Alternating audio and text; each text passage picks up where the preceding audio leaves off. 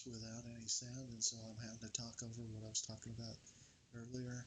I think what I was saying here was that I have put Edward Castle now to moving up to take Cologne, and he's going to get there in one day, and I'm going to put him on. I'm putting him on offensive posture, and we'll see what happens. Um, I'm planning on also trying to take Koblenz and also move some of my troops through the gap and not much else. And I expect soon that the Germans are going to move some troops up from the south and contest it. And what I was doing here is looking at objectives. The Central Powers that are at 93, Eastern Entente at 110, and I'm at 103. And usually the Central Powers, when they use a war plan where they're going after the Eastern Entente first, they're usually beating them down pretty quickly here. But in my last two plays, the Eastern Entente's held its own, which just makes my job a lot more easier because none of their troops are going to leave the Eastern Front while the Eastern Front's giving them such a hard time. So as you can see, the Central Powers they're not doing too well. Even this early in the game, usually at the start of World War One, they are moving fairly quickly and doing a lot of damage against the Eastern Entente or the Western Entente, depending on who they attack first. And it's not really going very well for them at this point, it seems like. So I'm just wondering, maybe in my next game, I might try the Central Powers and see if that's more of a challenge. It appears to be more of a challenge. So yeah, in my next playthrough, I'll probably do a Central Powers from the Central Powers position. So anyway, I'm looking at how I'm going to attack the Western Front here. And, take Koblenz, I want to take Frankfurt, I want to take Cologne, and Dusseldorf and Essen. And eventually, they're going to move their troops up from the south, uh, the southern battle lines. And here we are looking at the diplomacy screen. Portugal's about to join the Western Entente. Italy's at 56% for Western Entente alignment. The Ottoman Empire is about 2 turns away from joining the Central Powers. And then it's going to show the United States. Yeah, the United States is still a long ways away from joining the Western Entente. They will never join the Central Powers, but they will eventually join the Western Entente. It just takes a little while for them to get there, and usually there are some events that actually bring the U.S. closer to the Western Entente, and the sinking of the Lusitania and some of the other things that their submarines do anger the American public and the American politicians, and eventually they will move closer and closer to the Western Entente more quickly. So, yeah, they eventually, in probably 1916, we'll see them join the Western Entente.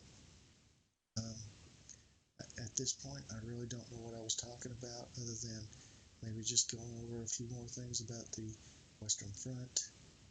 Probably talking a little bit about. Oh, I know what I was talking about. I was talking about how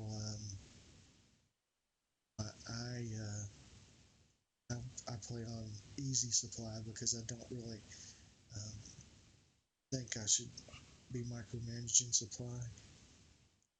Okay, I'm looking at this point, we're looking at what happened in the last turn. Nothing really happened. A lot of recon missions occurred.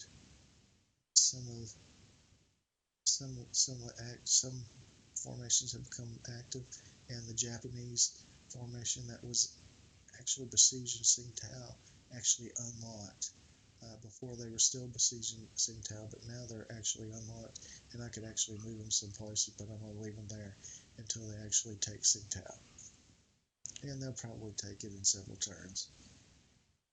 The longer you besiege a formation in a city, the weaker it becomes, and eventually it gives up. And there's a certain percentage per turn of it giving up in any given turn. And now I'm just taking a look at some of the new forces. We had 2 units become active in South Africa.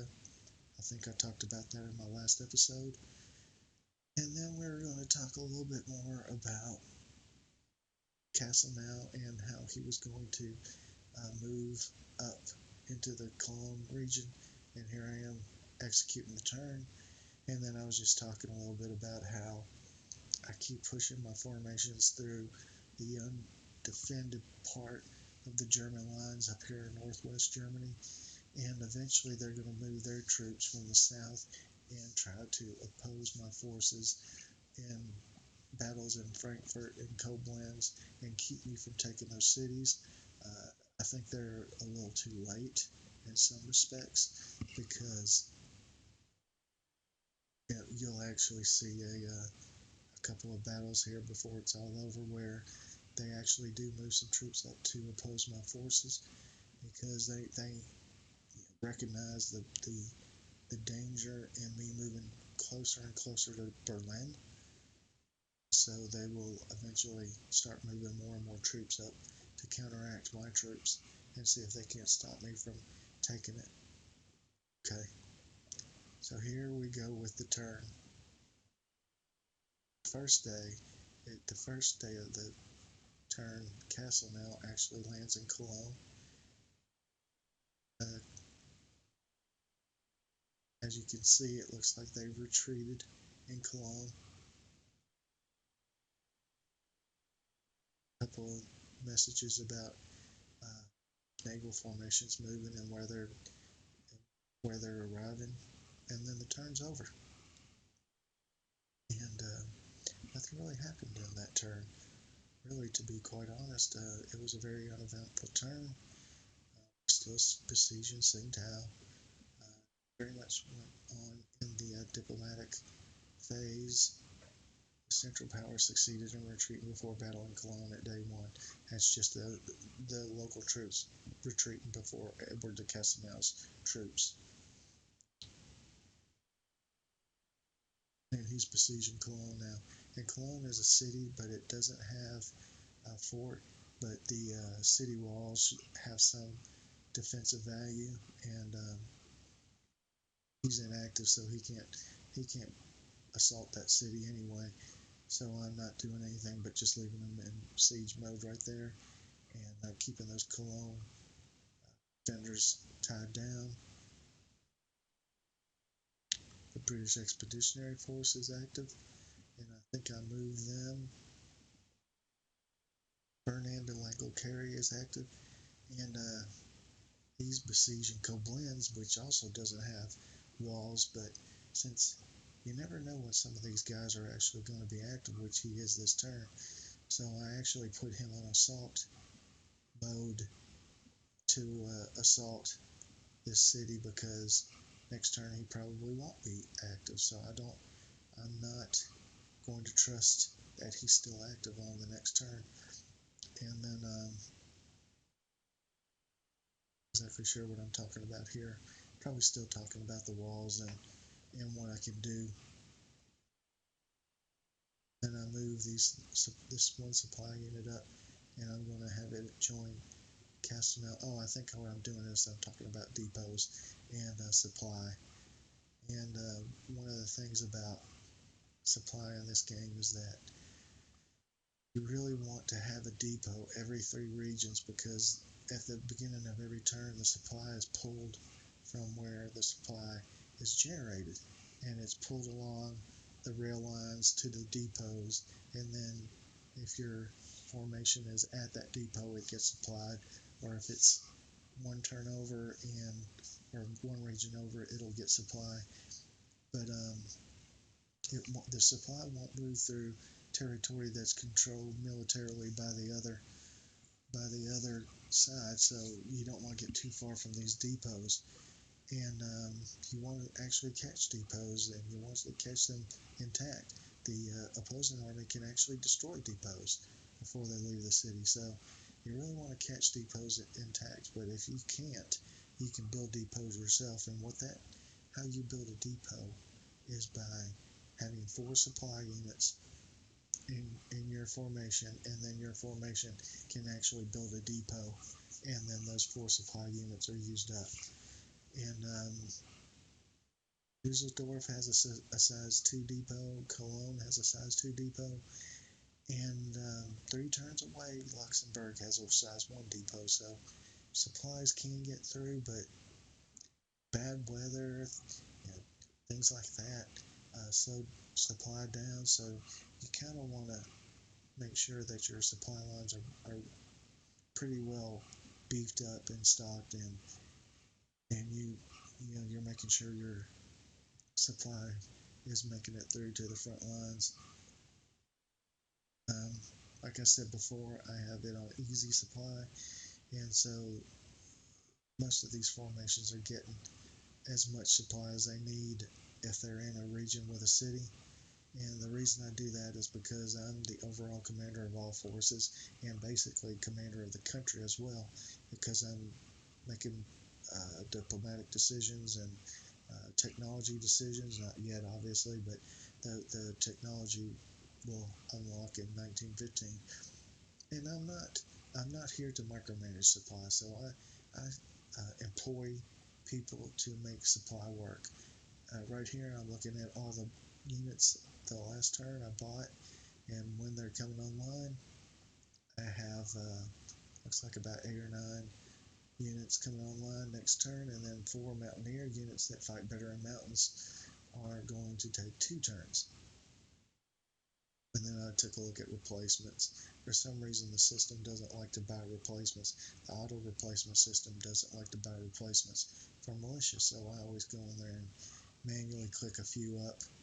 And then here, what I'm doing is I want to buy a few more units, and I'm showing how you buy units. You have a filter on the left that shows infantry, cavalry, artillery, planes, other land units, and then the naval. And then on the right side, the units that you can buy are split out by, they have a filter for countries and colonial regions of the countries, and then the main country. And what I was doing is I wanted to buy French units, and I didn't want to buy militia units. Although militia can, with experience, become regular units, I still wanted to go ahead and buy regular land units for France and build up enough. I want to build up enough troops so that I can fill out my armies that are actually already on the front lines and fighting the war. So I think I buy about 8 of these, and just to just to make sure we're gonna have enough troops at some point when the Germans actually do start attacking into France, if they ever do. And I'm just showing how many units are left. And then I'm just taking a look at some of the political options. The HMS Erin and HMS Agincourt decision is still available. Here, we looked at the objective screen. The Central Powers has lost 2 national morale, and the Eastern Entente has lost 1 national morale, and they probably lost 1 due to war weariness. I don't know why Central Powers lost 2, but they might have lost a battle in Serbia or something like that. I don't really know, but they did lose 2, and it doesn't look like it's going well for Germany even early, because a good a good outcome for Germany at this point would be to have higher national morale than either the Western Entente or the Eastern Entente, and you have a pretty good chance of pushing the Eastern Entente out of the war if their national morale hits 75%. That's when the Tsar takes over, and when the Tsar takes over, he's a very mediocre overall commander. He takes over the actual armies of the Russians, and every Russian army suffers morale hits and cohesion hits, I think, when he takes over all of Russia's army. So when that hits 75%, that's a bad thing for Russia. And then every turn after that, I think the chances grow that they will actually leave the war, and like they actually did historically, they decided to leave the war after the Russian Revolution, and the Tsar was taken captive and his family, and eventually executed. And they left the war. They brought their troops home, and they quit being on the side of World War, on the side of the Entente, and then Germany could just focus on the Western Entente. Here we see Fernando Anglo-Carry is assaulting Koblenz, but they really didn't have any defense to speak of, so they were destroyed. It was a pretty good loss ratio, but I already know that I didn't get national morale points out of this, even though it looks like I probably should have. So I did get victory points for destroying their units, but yeah, no national morale. And those little icons down there represent battle screens or battle formations.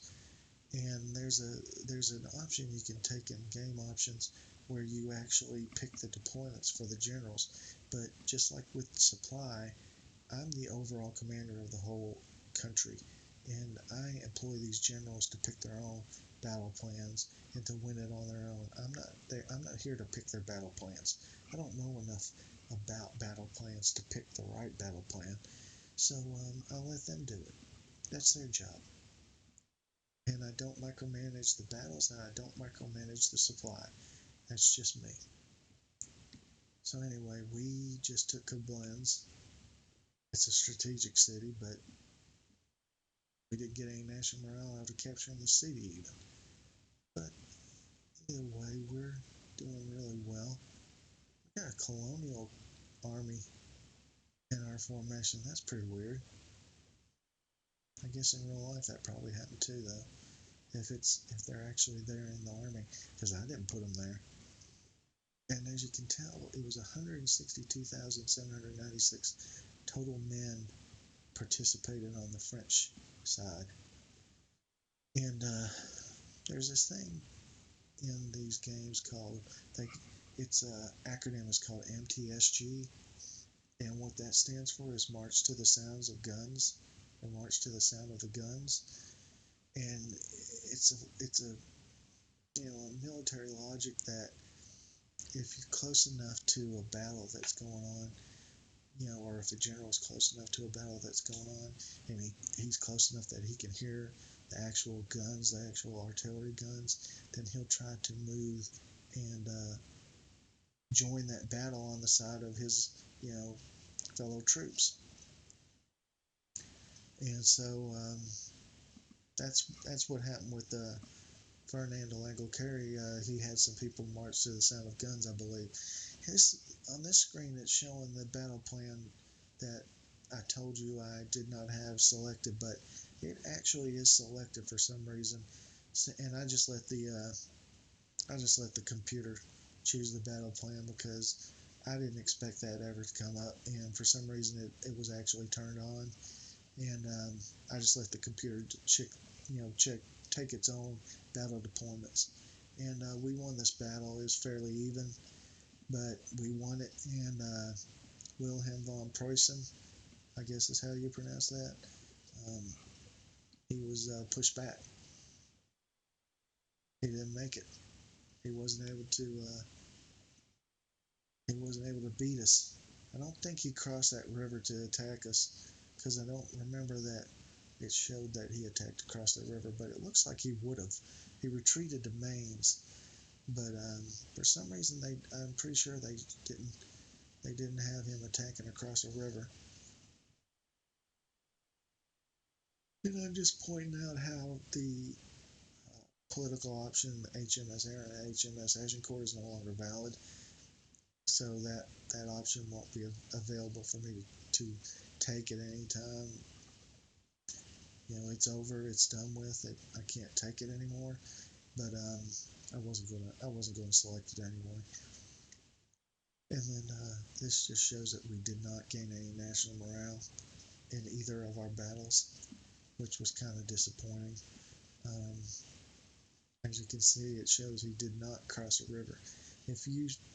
The way you see if he crossed a river or not is like a winding blue ribbon across in a circle, and it shows, and if you mouse over it, it says this unit crossed a river before fighting, and that showed that he had not crossed a river. But he still lost. If he had crossed a river, he probably would have taken pretty bad losses. Koblenz is now completely breached. Their walls are now completely breached. But Edward de Castelnau is not active, so I can't put him on offensive posture or even assault posture to assault Koblenz. So yeah, the siege just goes on. It's just that's just the way of it. When they're inactive, they can't do anything other than just sit there and occupy space. If somebody attacks them, they can fight back. That's about it. And so that's why when I get a chance to put somebody on offensive posture and they can assault, like in Koblenz, that's what I did. Because if I didn't, and actually he's active again, which is surprising. He's usually not that active. And this is what I'm doing here is we have new units that have been uh, built. Finally, they're finally ready, and I'm going to uh, put them all in reams as a rallying point because it's much easier to manipulate them and get them in and get them to the front lines if I just put them into one big unit and then place them right behind the battle front and then parcel them out and send them to the formations that I want them to go to piece by piece and just kind of send them out one or two at a time to each army that I want them to go into. So that's what I do. I put them all in, I gather them all in one big formation and one rallying point, and then later on I take the full formation and put it right behind the battlefront and then start pushing them by one or two each into the armies as needed, and that way I'm able to fill out all of the army formations. And I just keep doing that as the game goes on until eventually I don't have any more room for them, and then they can start kind of, if I have enough at that point to not have to have completely filled out the army and still have some left over, I start using them as a you know um, to put in captured cities and things like that as defense forces and things like that. But you know, usually you can use up pretty much all of them and get them all into fighting formations. If you run out of generals, I explained in a previous episode how you can um, unlock generals by placing the new generals card on the flag in the diplomacy area. It costs a little bit of money, but you get 6 new generals at your uh, capital of your country on the very next turn. And here, all I'm doing is I'm just looking at some of the new uh, detachments and new formations and regiments that I built in Africa, just to take a look at what's next on the horizon. Excuse me. Yeah, Portugal has been welcomed into the alliance. They don't have very many troops, but it gives me the opportunity to move through their area. Uh, it kind of gives the Germans a place to attack to if they want to. I put these small formations, they're garrisons, into the city because they really aren't good for too much else. And then with Jan C. Smuts in South Africa, I want to build, some couple of formations around him and make sure that, we're defended from the Germans in Southwest Africa and in East Africa. So I'm not really sure what I'm talking about here, but I think I'm about to end the turn though. And then we'll just take a look at what happens. Or maybe I'm about to actually end this turn completely, end the Let's Play episode of 7. And if that's the case, my name's Gilmer, and this is episode 7 of my Let's Play To End All Wars. And sorry about the way I had to do this video. I didn't turn on the sound portion. I have to use this program called Voice Meter, and I did not open up that program, so I didn't have any sound on my first video, so I'm basically narrating this after the fact and just kind of going along and explaining what I was doing throughout these two turns. To be honest, I really don't know what I was talking about here, but I do know that there are a couple of cities here in Africa that I want to make sure that I capture because they are strategic cities. I want to take Dar es Salaam, I want to take Windhoek, and I also want to take Lome, or Lome, whatever it is, up here in the northwest of Africa. And of course, I can't really scan over there because I'm not actually in the game. I'm describing how I have two generals who gain seniority, but they're both 3 stars, so they can't really be promoted again. But it's still nice that they gain seniority, and it's always nice to actually win battles. But I think I'm ending this turn, so good night. Thanks for watching, and I'll be back soon. So please like the video, and if you have any pointers, you're welcome to give them to me. And that is the end of this video.